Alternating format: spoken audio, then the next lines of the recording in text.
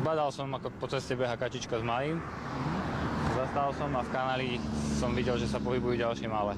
6 mláďat spadlo do hlbokého kanála krytého mrežou, ich mama sa k ním nevedela dostať a pobehovala po rušnej ceste. Všimol si ju okolo idúci vodič, ktorý neváhal zavolať hasičov.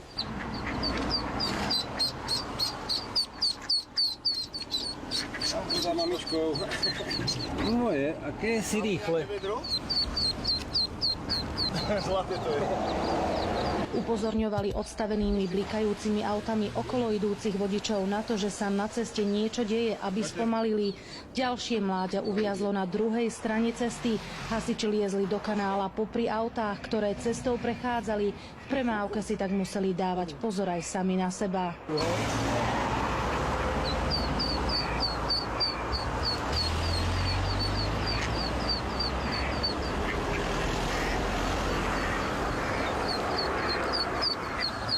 Behala určite aj s malým, zo 3-krát by ich tu už bolo zrazilo.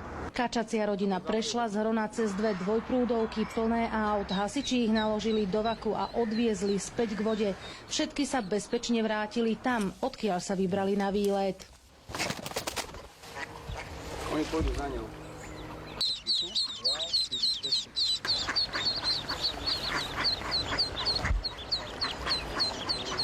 Z Banskej Bystrice Katarína Kováčiková, televízia JOJ.